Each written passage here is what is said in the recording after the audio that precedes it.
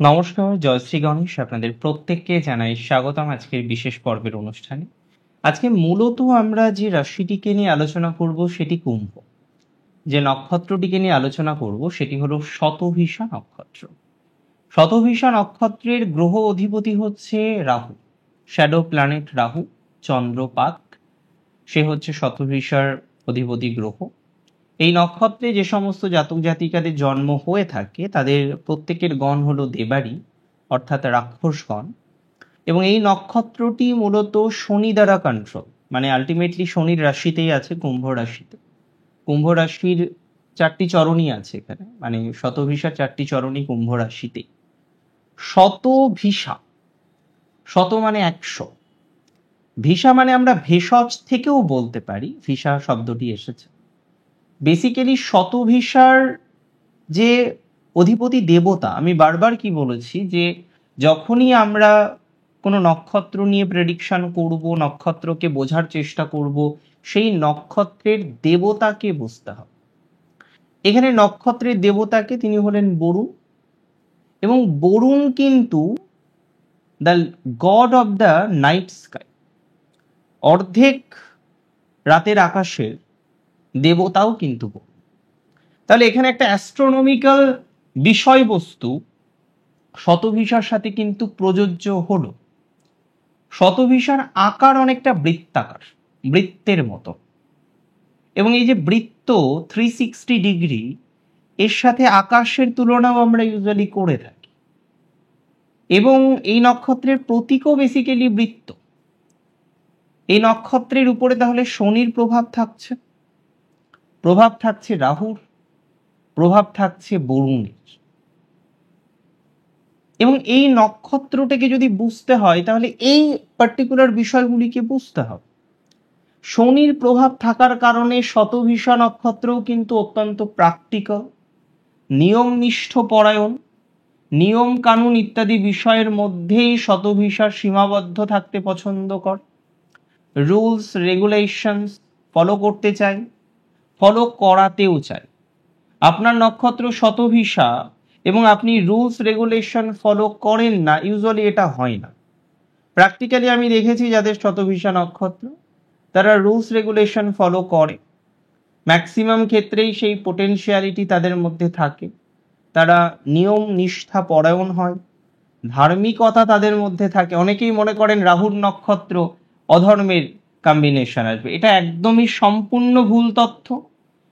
তাদের মধ্যে নিয়ম নিষ্ঠা, পজিটিভিটি, রুলস রেগুলেশন ফলো করার মেন্টালিটি, সেটা কিন্তু ইউজুয়ালি আমরা দেখতে পাই।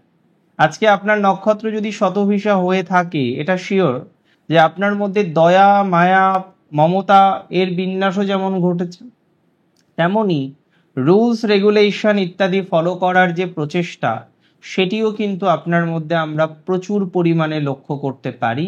এটা নিয়ে কিন্তু কোনো ডাউট নেই, কোনো সন্দেহ নেই। অনেকেই প্রশ্ন করেন যে দাদা শতভিষা নক্ষত্র আমার, তো শতভিষা নক্ষত্রের বৃত্তের সাথে কম্বিনেশন কি? দেখুন, বৃত্ত সম্পূর্ণ বিষয়কে রিপ্রেজেন্ট করে। 360 একটি সম্পূর্ণ বৃত্ত, তাই শতভিষা নক্ষত্রের মধ্যেও এই সম্পূর্ণতা আসে। অনেক সময় দেখা যায় কারোর রোগকারক গ্রহ শতভিষাতে আছে, অনেকগুলো ডাক্তার বা বদ্যি পরিবর্তন করতে হতে পারে, একটা প্রবাবিলিটি থেকে যায়। তবে শতভিষা নক্ষত্র পজিটিভ নক্ষত্র হিসেবেই ডিল করে।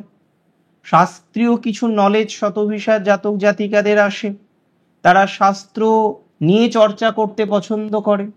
আবার অ্যারোস্পেস ইঞ্জিনিয়ারিং, অ্যারোস্পেস, অ্যাস্ট্রোনমি ইত্যাদি বিষয়ের প্রতি একটা ইন্টারেস্ট বা একটা আগ্রহের জায়গাও কিন্তু শতভিষা নক্ষত্রের জাতক জাতিকাদের মধ্যে থাকতে পারে।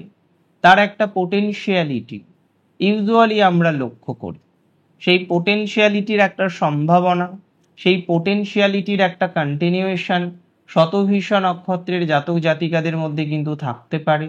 এবং ম্যাক্সিমাম ক্ষেত্রে আমরা দেখি তেমন একটা প্রভাব নিয়ে কন্টিনিউয়েশন হচ্ছে বা কন্টিনিউ হওয়ার একটা প্রবণতা শতভিষা নক্ষত্রের জাতক জাতিকাদের তৈরি হচ্ছে। শতভিষা নক্ষত্রের পিতামাতার সাথে যে সম্পর্ক বা রিলেশনশিপ, সেটা অনেক সময় দেখা যায় তৃতীয় কোনো সিবলিংসের কারণে হোক বা অন্যান্য কোনো ব্যক্তিবর্গের কারণে হোক, সম্পর্কের ক্ষেত্রে কিছু ছেদ আসতে পারে বা সম্পর্কের ক্ষেত্রে কিছু ডিস্টারবেন্স আসতে পারে।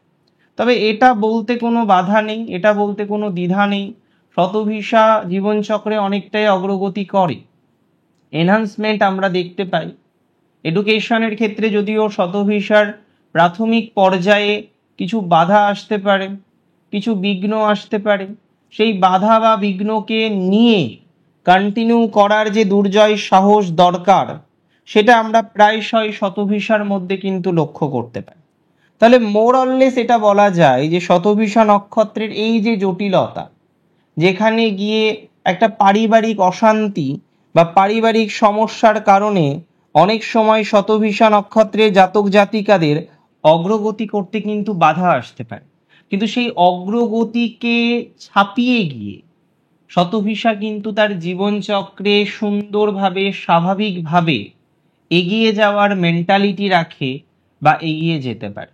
বহু ক্ষেত্রে দেখেছি শতভিষা নক্ষত্রের বাস্তবিক জীবন, মানসিক চাপ, এই জায়গাগুলো অনেক সময় বেশি চলে আসে, কিন্তু শতভিষা নক্ষত্রের পোটেনশিয়ালিটা হিউজ। আর যাদের ঘাত প্রতিঘাতের মধ্যে জীবনচক্র চলে না, তাদের পোটেনশিয়ালিটিটা সর্বদাই বেশি হয়, যে কারণে আমরা দেখেছি শতভিষা এগিয়ে যেতে পারে। তার জীবনচক্রে শতভিষা যে এগিয়ে যায় না এটা কিন্তু নয়, ম্যাক্সিমাম ক্ষেত্রেই সেই পোটেনশিয়ালিটিটা শতভিষার থাকে।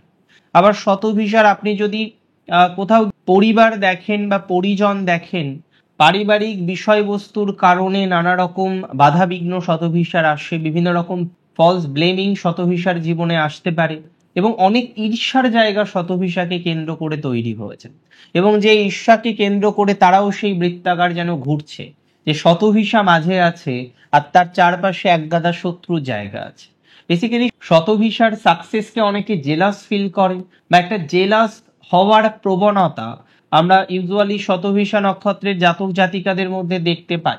এমনিতে অন্যান্য বিষয়বস্তুকে যদি আমরা পরিকল্পনা করে এগোনোর চেষ্টা করি, দিন শেষে অনেকটাই অগ্রগতি শতভিষার হতে পারে, এবং তার ধার্মিকতা, তার ক্রিয়েটিভিটি, তার অ্যাক্টিভিটি, তার নলেজ, এগুলো কিন্তু অনেকটা প্রভাব বিস্তার করে তার ব্যক্তিগত জীবনে, এবং প্র্যাকটিক্যাল হওয়ার কারণেও সে কিন্তু অনেক বেশি প্রোগ্রেস বা গ্রোথ তৈরি করতে পারে।